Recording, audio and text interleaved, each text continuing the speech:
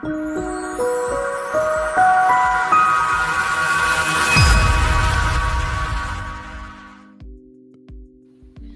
everybody, welcome to another Lifter LMS Ask Us Anything call. Not gonna lie, I'm having a little bit of a low blood sugar moment. So in between the last podcast that I just recorded and signing up for this, I cut up some smoked cheddar cheese. So if you see me chewing, it's because I'm gonna pass out. And I got me a jug of water. Emily, how the heck are you? I'm doing all right. I am just kind of waking up, getting into things. Not been sleeping much this week, but that's fine. Well, that'll happen when you turn a whole year older. It will. It will. Party on. I would imagine, half of your neighborhood probably took you out for some beverages and some craziness. Kind of, yeah. I went to a cabin in the woods with some friends and had like a really, really dope ass party. It was a good time. We had a hot tub. We had drinks, we had a hot tub, we had games, we had all kinds of things. It's a good time. That's awesome. Oh, I gotta tell you, things get less exciting when you get old. Yeah. This weekend I was like, I've been wanting to tear apart my camper van for a while. I guess today's the day. Yeah. So I'm out there with a drill, just started disassembling half the crap I built 3 years ago because I want to rebuild it with shelves and cubbies and stuff like that. So the camper van that I built, it's awesome for me.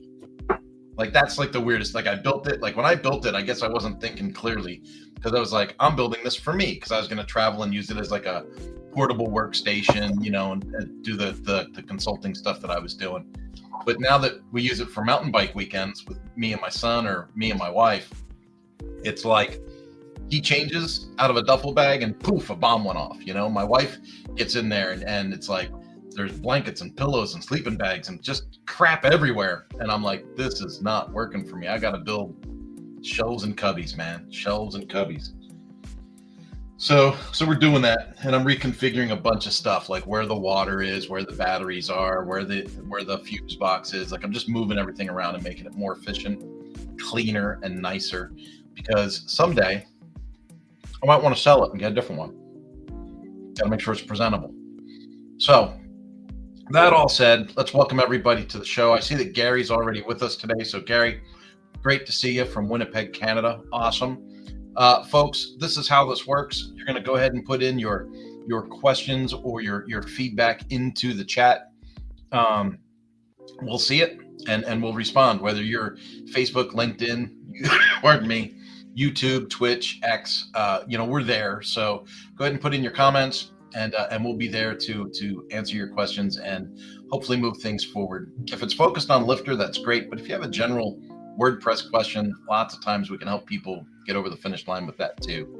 If you take a look at the ticker at the bottom of the page, you're going to see that we've got a 55% off coupon for you. So if there's something that you hear us talk about or something you want to try or you want to buy, absolutely jump in. 55% off. Go to lifterlms.com/AMA-gift. Again, /AMA-gift at LifterLMS.com. Maybe you're not sure what you want to buy yet. Maybe you're just like, hey, I just want to check it out. I want to try it. Try it. Go to lifterlms.com/try. And that takes you to a page that for just $1, you can get a 30-day hosted example of a fully populated Lifter LMS website with fake students and courses and all kinds of things. And all of the add-ons are activated. So you're able to go in there and go, okay, well, what is it like with groups? What is it like with WooCommerce? What is it like with, BB Press integration? But you get to see that. And so see it and try it, all for $1. And with that, we do have a couple of things. Oh, Joe Sanders is here. Delphine's here. Look, there's Delphine. Delphine's here from Merritt, Canada. So 2 Canadians so far. You guys are outnumbering us. And I did put in a question earlier from a person named Dennis. And so, Dennis, I don't know if you're watching with us now or if you just put in the question ahead of time and you plan on watching the replay. But Dennis says, I have 7 courses which I have completed. First off, Dennis, congratulations to you, because a lot of people have great intentions and little follow through, and you followed through 7 times so far. So that's awesome.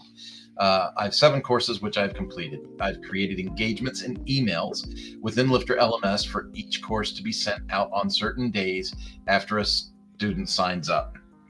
That's awesome, because you can do that. You can set up, you can write an email, and then you can set the engagement that says once someone signs up, send this email, and then delay it, a day, 5 days, 7 days. So if that's the way you've done that, perfect. It says, my question is this: when a student signs up, how can I be certain that those emails are going to send?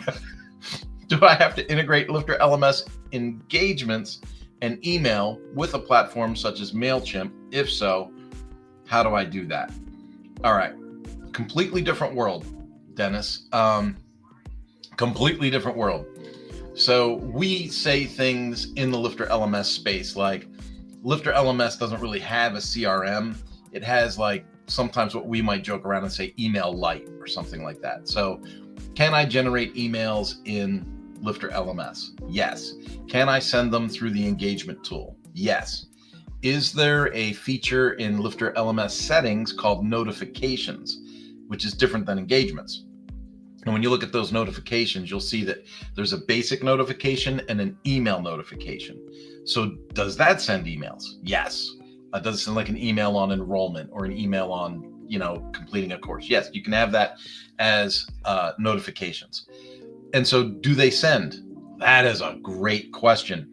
One of the best things you can do is have a fake account as a student account, sign yourself up, and see the results, right? And see the way those emails look too. Like we said, it's basic email. So it's not like you're designing a newsletter like you would in MailChimp or ActiveCampaign or Fluent CRM or something like that.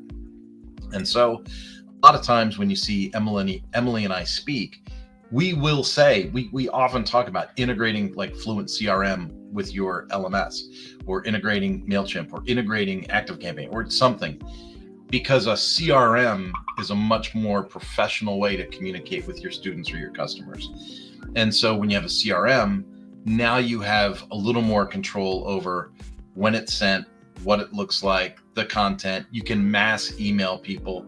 So you could say, I'm going to tag everyone that signs up for course 1, and I'm going to have a sequence of messaging go out for course 1. I'm going to tag everyone for course 2, and a different sequence of messaging or follow-up messaging or a newsletter that goes to people in course 2.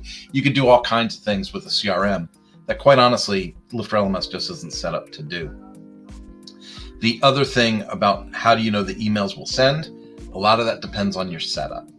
And so if you, for instance, if you're using WP cron, out of the box, it's not horribly reliable. So you might want to have an external cron set up in your website. If you're not familiar with what cron is, you could do a quick YouTube search on that. And there's some really good content on cron. In fact, Toby from Groundhog did some really good tutorial content on cron and how it works and why it's important, and why having an external cron is super important when you have timely things to do on your website. And it's free. You can go to cron-job.org, set up a free external cron, connect it to your website, and then you've got more reliable, timely sent stuff. I don't want to get overly complicated on tech, on a beginner's call, because typically this is, a getting started call. But I think external cron and integrations with a CRM are really great steps if you're building a site that has active paying students. Emily, what are your thoughts or corrections on anything I said?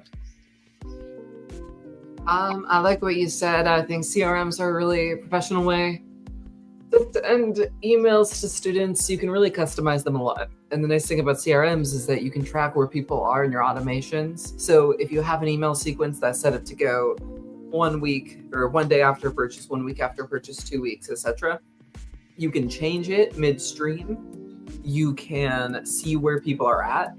When you use Lifter engagements, what happens is if you were to set up 10 emails for the first year, 1 day, 1 week, 1 month, however you set up your emails, let's say you have 10 emails in the first year, when the student enrolls in the course, all 10 of those emails are going to trigger to be sent out in 60 days, 90 days, 120 days, etc. And you can't customize it. So what if you wanted to change the messaging? What if you wanted to change the branding? What if you wanted to see where students are at? You're not really going to have that capability. So Lifter engagements, I recommend using for more short-term things, even though you can do them for more long-term. So if you wanted to say, like, when a student signs up 365 days from the sign-up date, I want to remind them to renew their course.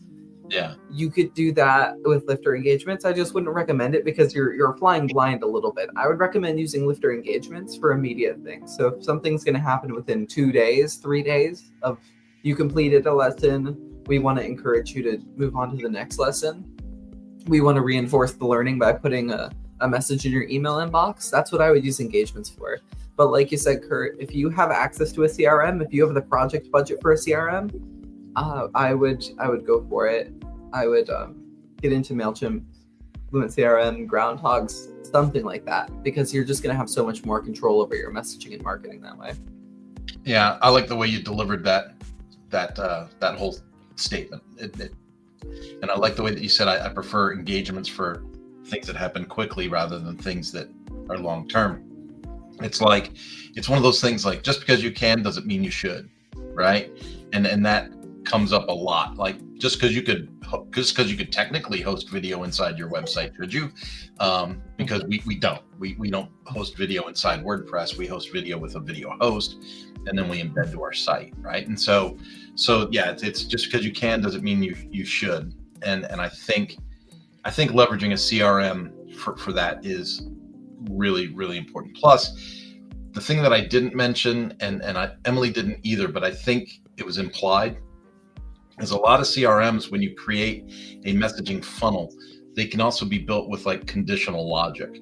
And so you could put conditional logic into a funnel, like, did they complete the course? Yes or no? Send this message, then send that message. Or did they buy an additional course, right? Do they have an additional tag? You can split things up and make it more, make the messaging more applicable to the individual rather than seeming more like some kind of sterile outreach. And so, yeah, I think we're both on the same page, Emily, which is really good to see. So Joe Sanders is with us. Rolf Schild is with us. Rolf is from Germany. We also see Rolf on the office hours call. So folks, if you weren't aware, people that have the Universe or the Infinity bundle, one of the best features of having Universe or Infinity is that you get access to us on the office hours call. The office hours mastermind call is like a combined Zoom call where you can do screen shares and discuss almost anything. We talk about all kinds of things on that call. So Rolf, we'll probably see you in a couple hours there. I'm going to jump over to Joe. Joe, welcome to the call. Joe is also from Canada. I don't know what's going on in Canada, folks. You guys are having like a great run on making courses up there. It says, hello, I'm Joe from Edmonton, Canada. My first question is, I'm having an issue where the previous next buttons at the bottom of every lesson are not displaying correctly. For example, on lesson 2, they link to the first and last lessons rather than previous or next. On lesson 3, they only link to the next lesson, but not the previous. What I'd love to do is actually remove these from my lessons entirely, but I can't figure out where or how to do that. Joe, a lot of what you're describing, a lot of it is theme-based. So LifterLMS adapts to the theme, and it also adapts to other things on your site, like other plugins and things. So I once had a client where the navigation for their courses was a nightmare. It was just a nightmare. And I'll be honest with you, as an agency looking at it, and this is a reason why, like, if you're an agency, you should really examine when you give customers administrator status. Just throwing that out there. What had happened was my client had added a plugin to customize the order in which posts were exposed. And what they thought they did was they thought they said, oh, I have all these blog posts and I want these 10 blog posts to be like sticky to the top.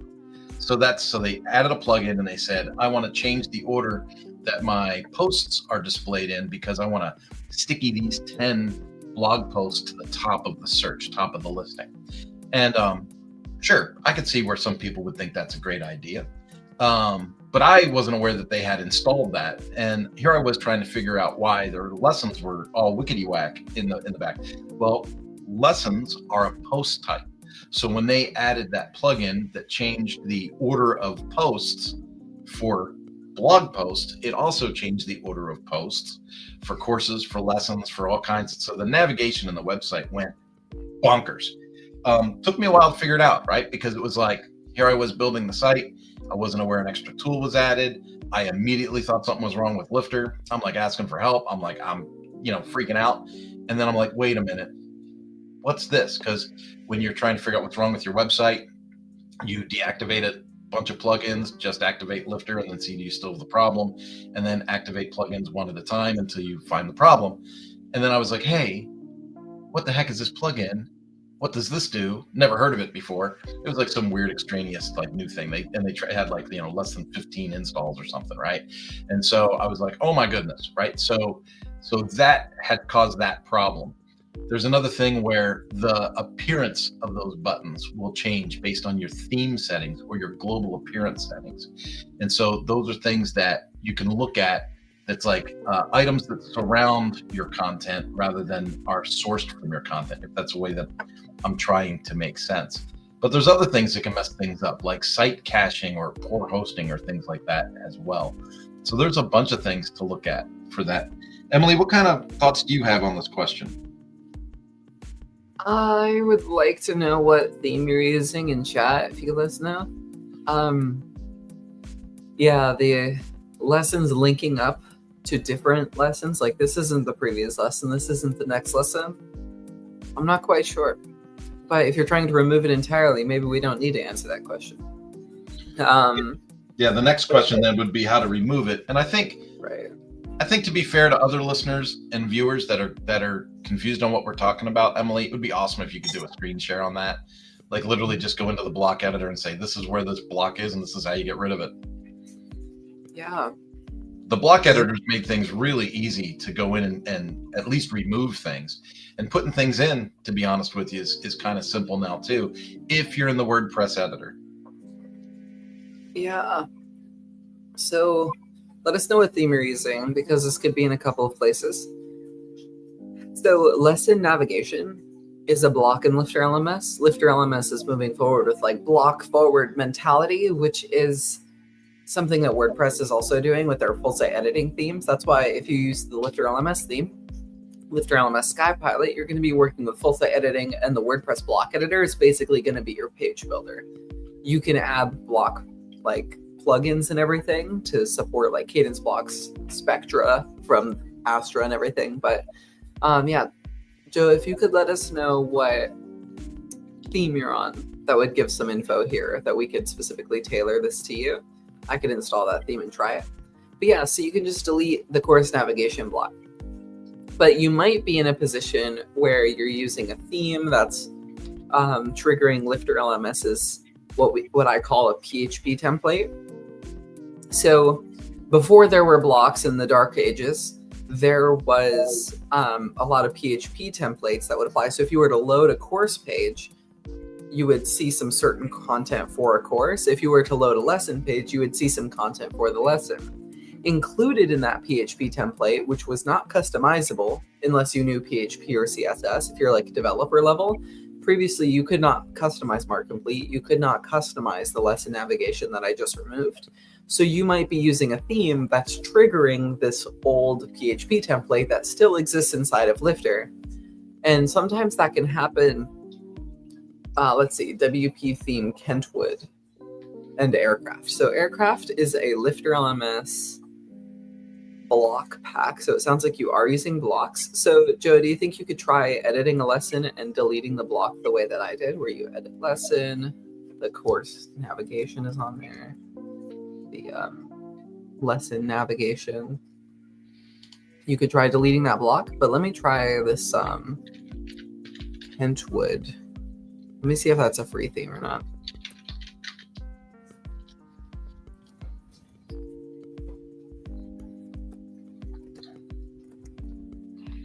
Just like full site editing. Is it this one? Education with heart and soul. This sounds like something that would sell to a Lifter customer. Activate this. I just went to wordpress.com/theme/Kentwood and it came up with a blank white page. That's the one. Okay, let's see what's up. This looks like a full site editing theme, so you are like on that latest technology, which is great.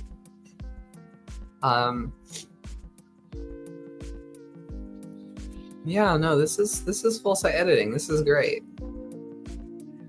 The nice thing about full site editing, for those who don't know, full site editing, right, is this thing that LifterLMS SkyPilot uses, that this Kentwood theme uses. It allows you to customize the templates. It allows you to customize your headers and footers.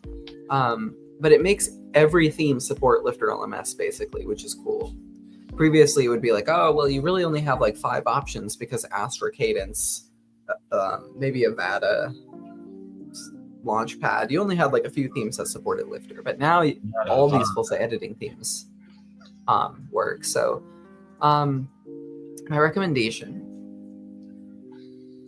is you have this probably. Let's see what's up. So if we edit the lesson, this is kind of where I'm thinking. Let's see if we can remove the lesson navigation. So it looks like my lesson navigation has already been removed, but you're still seeing this here on the bottom. This would be related to that old PHP template I was talking about. So what we're going to do to solve this is go to plugins, add new. There's a free plugin called LifterLMS Labs. Let's give it a try. LifterLMS Labs has some experimental features from, 5, 6, 7 years ago. They're not really experimental. I think it says they're experimental, but basically it's features that not every single LifterLMS user needs. So it's not like we're going to put these features in the core LifterLMS plugin for certain edge cases, like if you're using Divi, if you're using Beaver Builder, if you need to mess with sidebars for some reason, if your theme doesn't work out well with that. Few niche features. But what we're looking for is the action manager. I'm going to enable the action manager. And then for single lesson, I'm going to check the box for course navigation tiles. That's what we're looking at. Let's reload and see if they go away. They don't. Okay. All right, this is tricky. So that's my first test. That didn't work. So what likely is happening here is this is not from Lifter. Thought it was the PHP template, but maybe it's just not. Let's look. WP block. What is this? So this is a block group. Let's edit the lesson template and see if we notice anything interesting in here. So I notice when I'm editing my template that, is this the footer I'm in? No, I'm in the content area here. So I notice I am in this group. There's a stack and a row. Oh my gosh, so much nesting here. What's up with this? Previous post and next post. Okay, I see. So maybe we just remove this row. And it looks like your template is single posts. So this is going to remove from your blog posts as well. If you want to, you can create a lesson layout as well. What's probably happening here is we have single posts, which would apply to your blog posts. It would apply to your lessons, apparently. But if you wanted to create a lesson layout that was independent, we should be able to add a template, a custom template lesson layout. Let's just do that. And then we could design a lesson layout from scratch here. We could put the featured video, we could put the heading or the title. And then we need the content area.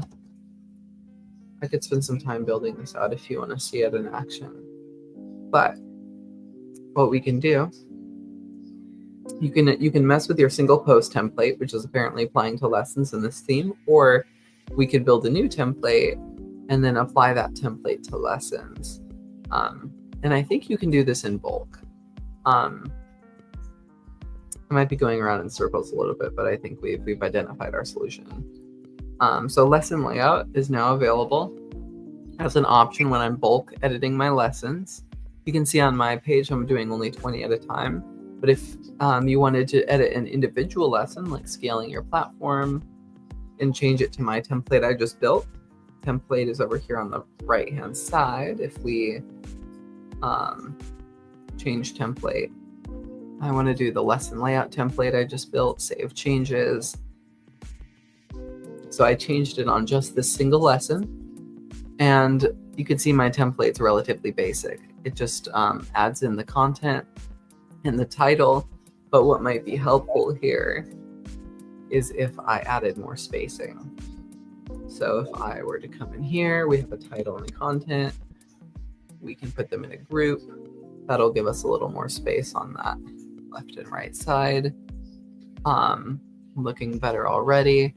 And then you might find that you want to have a column layout. Let's see, inside of our columns, we might, let's do a 50-50. In one column, we might want to have our content, and in the other column, we might find we want our course outline. That's what I want. Oop. Let's try. See if it works. Where's my course outline? Where's my course outline? I know. So what? I think you have to select the course on the right side. Oh, okay. Yeah. On the right side, you have to select the course for the course outline. Right. You want to use the outline flash course, but in our case, we might have many courses. So you might use the shortcode for this one if you wanted to use the course outline. Yeah. But basically, we're just building our own custom lesson template at this point, and we can continue to customize this. This is a little bit aggressive. This should probably be like 33%. This should be 66%. But yeah, that's functionally what you could do if you want to recreate a lesson template, or if you want to edit your single post template. That's what I would do. Nice. Nice. I never heard of that theme before. Me neither.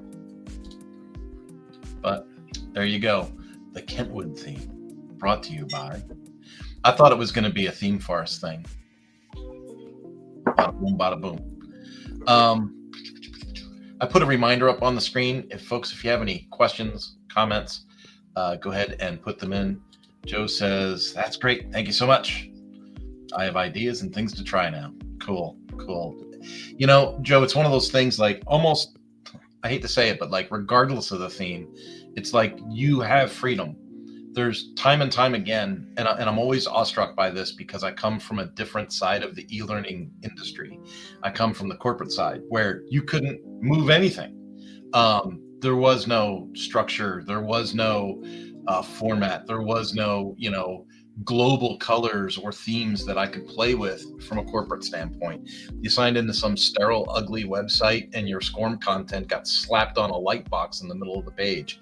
And that was it. That was all you could do. And it cost $100,000, to set it up, run it, and host it. And so I come into this WordPress space, a decade ago with LifterLMS. And people say, "Oh, well, it's it doesn't look the way I want it to. I want to be able to do." There's no freedom. There's no flexibility, and I'm like always blown away because you spend 15, 20 minutes with Emily, and you're like, man, look at all this cool stuff I can do. So yeah, and there's a ton of tools, right? Whether you're an Elementor or Bricks or working with Cadence, which has Cadence blocks, or Astra with Spectra. That it's like there's all these options in the WordPress space that, quite honestly, you just don't get in other spaces. And so it's really cool that you're able to kind of open up and see that. It's awesome. We had one that I thought was interesting, and I just wanted to run this by. It's not on the channel here, right? It's a different concept. It came in as a kind of a support thing, and I thought if we had the time, we would discuss it here, Emily. They were supposed to come to this call, and I was kind of actually dreading that they would, to be honest with you, because I really don't think it's an Ask Us Anything call, but it's more of a support related thing. So somebody had submitted a support ticket, and they weren't thrilled with the way that we could help, and they were going to come to this call. But what was happening was they have a website, they have a course that's live. People go in and they have advanced videos playing, right? So the idea here is you shouldn't be able to click the Mark Complete button until the video completes. And when the video's playing, they're not seeing a progress bar go across as the video plays. So they don't see the progress bar. They can click on the Mark Complete button, which seems to be activated but doesn't do anything. And then it got more interesting. It was like they went into a different account and they were able to play the video, hit the Mark Complete button the way it's supposed to, and then a bunch of notifications pop up, right? Congratulations, you've completed a lesson. But then one popped up that said, congratulations, you've logged 0.08 hours with this lesson. So that tells us that there's some kind of customization or extra add-on or tool plugged in there, because we don't have a timer that comes with LifterLMS. And so there was that. And the story became a little more complicated because you couldn't duplicate the condition in staging. So they have a staging site, and it couldn't duplicate in staging, but it could duplicate in production, and only intermittently some of the time, and not all the accounts and not all the locations. So I just wanted to run this, kind of wanted to have this discussion if there was time, Emily, and I think there is today. By the way, I would love more comments and questions to come in, but here we are with half the call left, and I'm bringing a story out of support. But this is why I'm doing this. When you have issues like this, we really need to engage critical thinking, right? And so if you have a problem and you want to troubleshoot something on your website, especially if it's a LifterLMS website, you have to, again, use critical thinking. So in theory, the production site and the staging site, they're the same, right? It's the same code, the same tools, the same everything. And so if it doesn't happen in staging, but it does happen in production, well, that's telling you probably don't have a software problem. You probably don't have a problem with Lifter or a plugin or WooCommerce or something like that. Chances are, if we recognize that hosts will use different resources for different packages. So typically a staging site doesn't get the same resources that a production site gets with hosting. So when we start having problems with the video doesn't seem to display correctly, this button characteristic doesn't seem to, this property with this button doesn't seem to behave properly. Someone goes to log in and it says they have the wrong user account or the wrong password or the wrong, and they know that they have the right credentials. Chances are there's nothing wrong with the software. Chances are something's glitched on the host side of things. So it could be caching. They could be aggressively caching. They could be changing updating resources at the server level. There's all kinds of ways to go through that. Now, earlier in the call, I said if you want to troubleshoot something in Lifter that you think could be a conflict within the website, you're going to want to disable all your plugins but Lifter, and then activate a plugin at a time and try to recreate your concern. And eventually you're going to activate something, the concern's going to raise its ugly head, and then you're going to say, oh, well, here it is. In this case, we know that there's either custom code or an add-on in the site somewhere that is activating something with an engagement to say how long someone's been in a lesson. We don't have a timer that comes with LifterLMS. So my immediate question is, well, where'd that timer come from and how is that interacting with the lesson? But it's more than that, right? It's like, again, I use the word critical thinking. It's like we need to eliminate things that we know aren't the problem so that we can begin to focus on things that are the problem. And so understandably, someone pays a decent fee, right, to be part of the LifterLMS family, whether it's the Universe bundle or the Infinity bundle or whatever. And we do provide really, really great support, but we can't fix your hosting for you. And so what we can do is we can go in and we can say, okay, let's try and duplicate this in staging. Let's try and isolate this with the plugins. Let's try this, let's try that. And then eventually we have to say, hey, this could be, a caching or hosting issue. And so I know that this particular person might be watching the replay. So I just want to make sure we're giving good advice or good thoughts. And then of course, with your service request or with your support request, it always helps if you add that admin, temporary admin credentials so people can access things and then get your permission to maybe try the site out as a student as well. Any thoughts, Emily? Now that I've blown 6 minutes of our time? You're good. SiteGround isn't on the recommended resources page anymore, and that's partially my doing. I had a right. Boom. Get roasted. Literally, like at the beginning of my career, when I was just doing content entry, the basic stuff, they were like, I had a client who was doing like chiropractor care and was like building a course about that. And then their videos, they were using advanced videos specifically. Do you know if they're using advanced videos in this use case? Yeah, it would be advanced videos because the button's not supposed to activate till the video's done. Yeah, and so advanced videos specifically, SiteGround got removed because this was an intermittent issue, so I had to watch a 16-hour course on repeat. So I was just sitting doing stuff, and in the background, I would leave this hour-long advanced videos playing until it would randomly break, and then try to figure out when it broke, what was going on. And so advanced videos leverages cookies to some degree, or at least at the time it did. And it hates cookie interference, and SiteGround was interfering with how cookies were being allowed to be set based on their host settings, for speed optimization, of course. But not everything that optimizes speed helps LifterLMS function, because LifterLMS is doing some complex learning stuff. What I would imagine happening would be something along the lines of you're receiving intermittent issues on behalf of whatever timer thing is trying to interfere with cookies, or if your host is trying to interfere with LifterLMS Advanced Videos hosting. So I'm not sure what hosting y'all are on. I would consider that. And then I would consider whether this timer or any other plugins are messing with caching or cookies. Yeah. Because specifically cookies are a problem with advanced videos.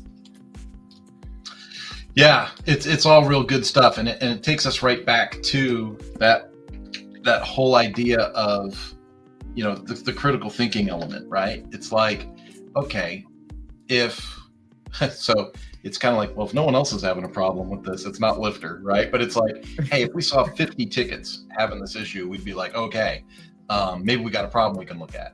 But like when you have like a one-off situation, you can't duplicate it in staging. It only happens to some accounts and some locations and certain instances. It's like, okay, you've got a pretty rare occurrence here with something.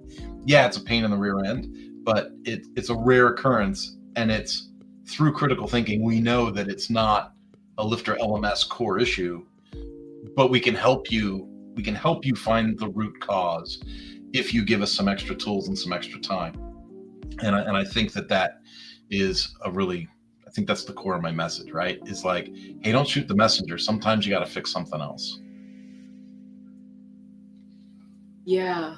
You like to use the example of like the analogy of cars and LifterLMS. I think this is a great example of when you we'll still help you and support and try to guide you our best, but like whatever custom code was done is kind of outside the warranty of what we cover, of whatever this 0.8 hours is. Like if it's timing you, it's probably using cookies or JavaScript. Yeah. And I mean, like you're either running a script when the lesson loads, it starts a timer. When you leave the page, it executes some little pop-up or some log somewhere. Or it's using cookies. I'm not sure what you custom built, but these things can interfere with some of Lifter's fancier functions. Like advanced videos is the fanciest thing Lifter has ever tried to do on a technical level. It's the most like goofy in terms of like what kind of tech are we using? We're using cookies. What? A cookie does what? Did it off with a cookie. The what? The cookie. The what? Sorry, I'm old. That was Limp Bizkit, right? Limp Bizkit back in the day. All right. What else do we got today? What else can we talk about? Let's see. Nobody has jumped in. We got a ton of people watching this thing live and nobody has a question. You know what that tells us? It tells us we've been kicking butt answering questions and everybody knows everything now. Right? Just put your questions in the chat. We got that. Here's something to talk about.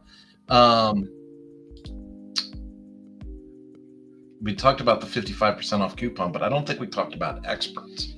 So a lot of times, and I was just talking about this with Devin Walker this morning. Devin Walker makes a WP rollback and was the guy that made Give WP back in the day, right? So I was just talking to him about this today, like AI and WordPress and, a lot of things are changing. Everything seems to be in flex, but it was like, we both had the same idea that a lot of people, need a website or want to build a website or want to be a creator, but don't necessarily want to become a webmaster, right? Like to use that old term.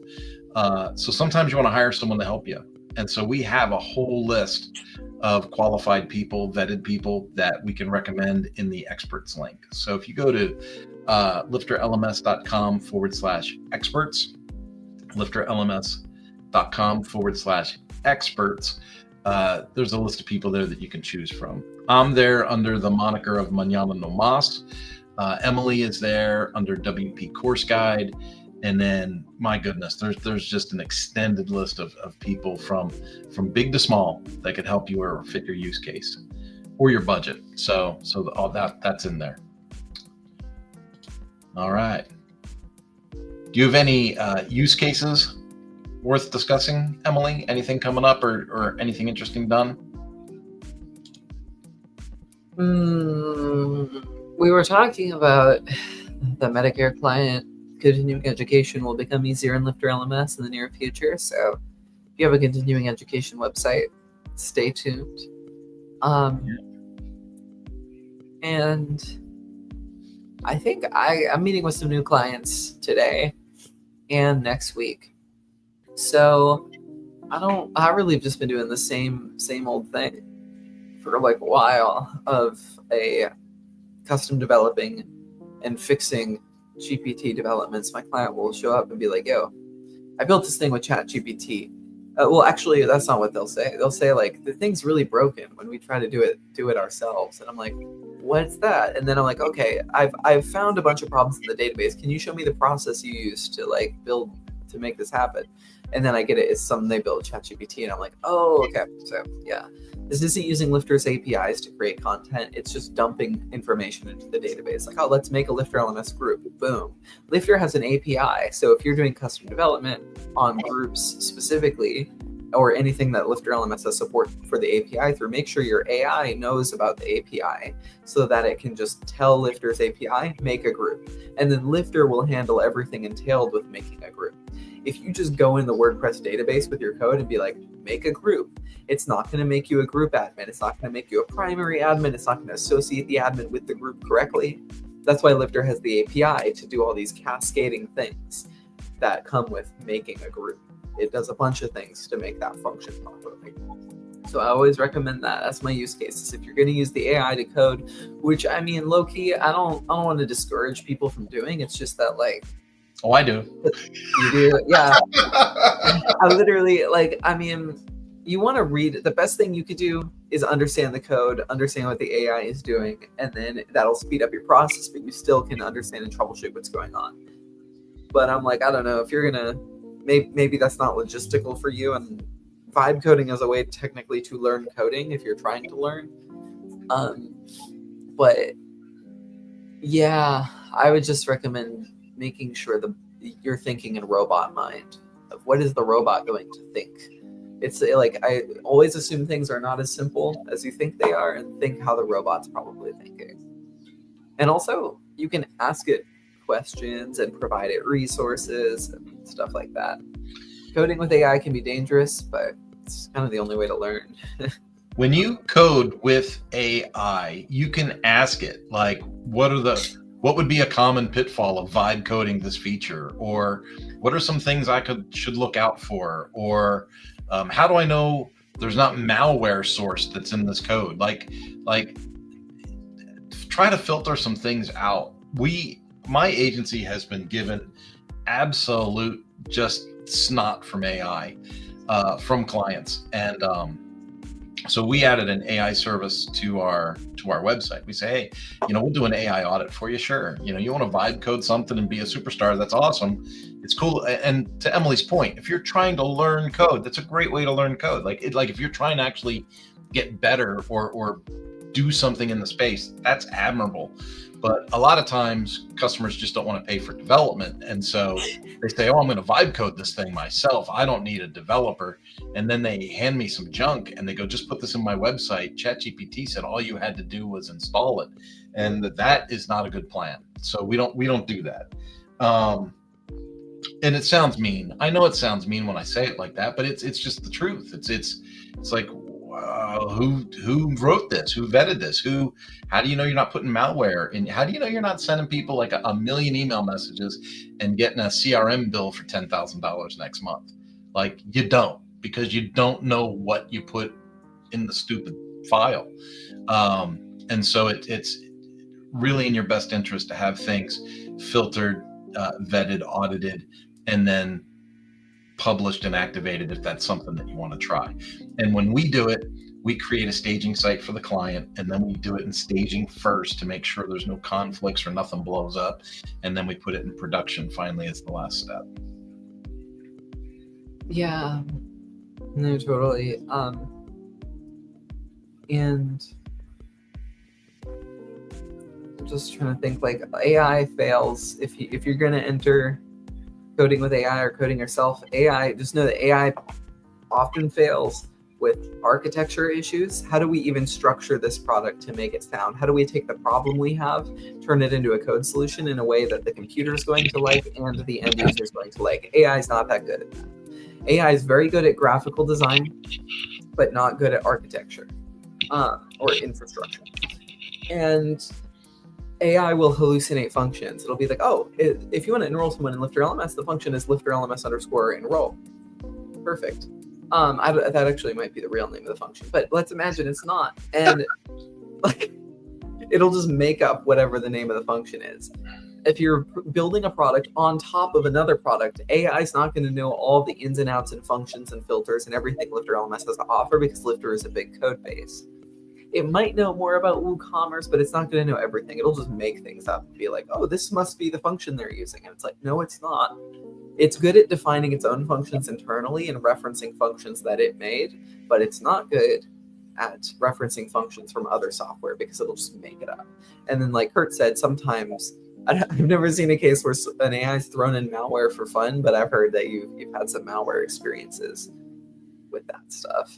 So yeah, it scrapes the data from something that pre-exists. It rarely invents something on its own. And so, what's available to scrape out there, right? In a lot of cases, it's malware. Yeah. Yeah. So I'm not saying it's, purposely trying to blow you up, but you're asking it for content and it's scraping content from somewhere and delivering it to you. And when you're asking AI to build something that hasn't been built before, but it's trying to scrape pre-existing data from something, chances are it's going to get desperate and throw you junk.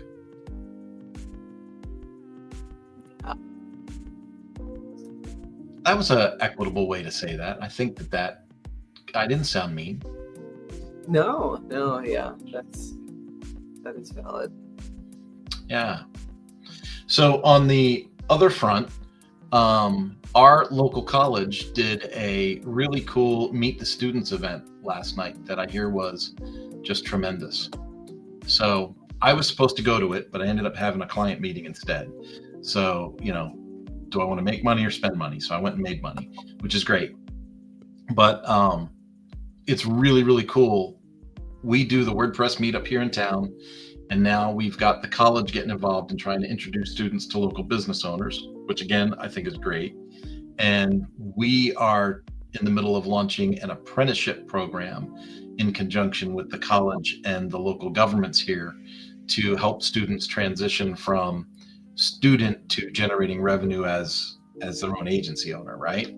And so there's a lot of cool stuff going on, I think, culturally in the tech space right now, because I don't think just being an observer, I don't think the idea of like going to school and getting out, knowing how a keyboard works and how to do some code, I don't necessarily think that translates into an equitable living right now. So it's really cool that the city and the county at our level is helping people find ways to get creative and launch their thing and generate revenue, which is really fun. Yeah, no, it's true. Like, I talked to some computer science people who are coming into the career, and they're like, hey, I have a degree in computer science. How do I have a WordPress agency?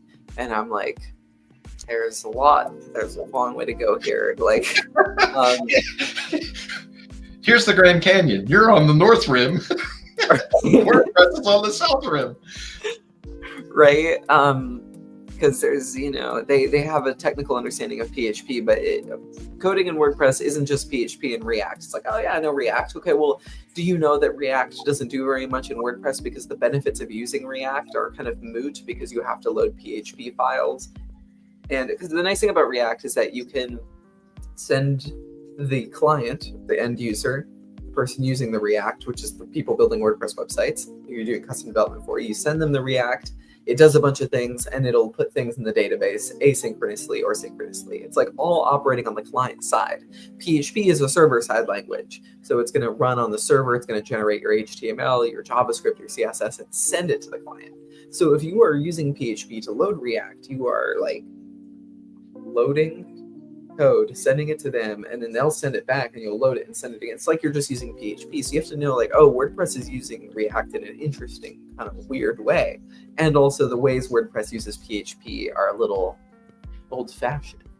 And PHP itself is old-fashioned. So you might not have specialized in it in your computer science degree. You might be like, oh, well, Python's better. And I'm like, I don't know if that'll help you get WordPress jobs, my friend. Well, you could be in COBOL.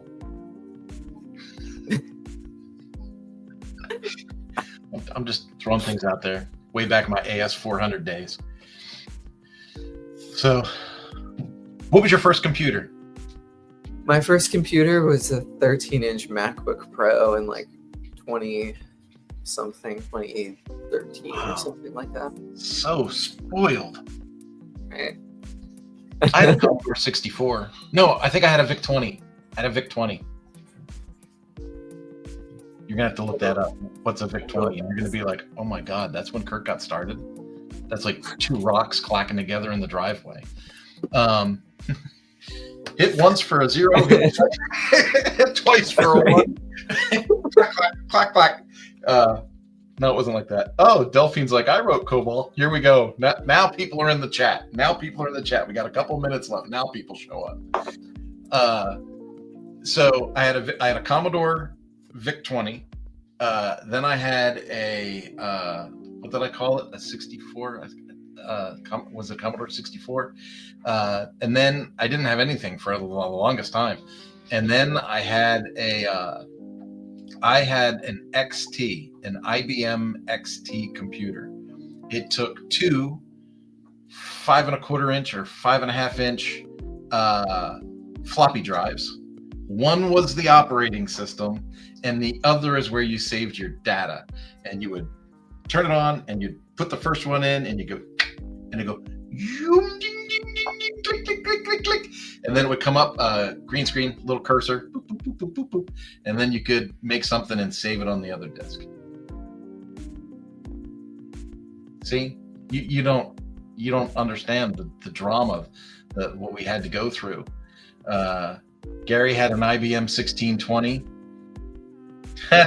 Do you remember 40 megabytes of disk space on a floppy drive? Yeah, on a good day.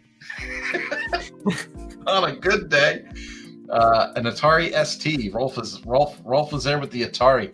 I had an Atari too, but I didn't. It was like the Atari, with the joysticks.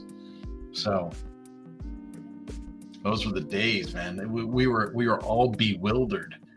And then experts were like working on punch card systems and stuff like that, when a computer was as big as your house. Yeah, and that kind of computing is really interesting. Like I mean, y'all lived in the history of it, but I was like looking at the analogy of how quantum computing kind of relates to this day of like, not everyone's going to be able to have a quantum computer in their home because it's massive. It requires a lot of resources to keep together, but you could like call it from your computer you can have in your home and leverage those resources somewhere else. And so that'll be kind of similar to having massive architecture with like low processing speeds, but then everything you do is really powerful, which will be good for like AI and language models and stuff like that. In Albuquerque, there is an amazing museum there that is like the history of computing. It's a really cool place. Like they have like, the original, Apple computers there. And these were the kits that they used to build in the garage when Apple was getting formulated. And it talks about the development of memory and the expense of memory. And so like you walk through this hallway and it's done with like LED lights and stuff as a visual to, how we perceive the growth and cost of memory.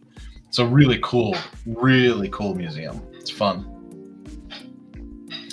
Delphine says, the first I saw were punch cards. University of Manitoba computer took up 2 floors, 2 floors in the engineering building. We didn't even have the capacity of a small cell phone.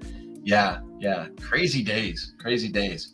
Well, look at that. I was glad. I thought all those numbers that were watching us live were bots. But then we started talking about old computers and the agony of growing up in the 80s, and everybody joined in, so that was cool. Folks, I got to go back and repeat the message that I start with, and that is, if you like what you hear and you want to try LifterLMS and get a discount, you can go to LifterLMS.com/AMA-gift, LifterLMS.com/AMA-gift. I think we're going to wrap this one up for today. Emily, what's a good way to reach you? Find my WPCourseGuide.com. It was on my face in the little white bubble. How about you, Kurt? I would say hit me up on LinkedIn, but I got so much spam on LinkedIn lately that I've actually been avoiding it, which is not good. I used to be in there every day. Mañana No Mas for business. Obviously, Mañana No Mas is me. Mañana No Mas on X, Mañana No Mas on Facebook, everywhere. And realistically, you can make a connection with me on LinkedIn and I'll get around to it, but it's not going to be as timely as it used to be. So much spam in LinkedIn right now. I don't know what's going on. I don't know if it's bots or just stupid people, but a ton of spam. I had somebody connect with me on LinkedIn, then find me on Facebook, and then use Facebook Messenger to call my cell phone, and I have no idea who they are. And they think I'm going to do business with them. We should do a whole segment on how to market your agency. That was lunacy. I'm like, you don't think this is like some kind of invasion of privacy? You're going to call me through Facebook Messenger when you stalked me on LinkedIn? Crazy people. Folks, we'll see you next week. Have yourself a wonderful, wonderful weekend. And next Thursday it is. Oh, and by the way, I know it's a long time off, but we are not going to be here on Christmas or New Year's. We're not working. We're just not going to do the call Christmas or New Year's. So we'll have 2 weeks off just in case you were wondering what you were going to do with your Christmas. See ya.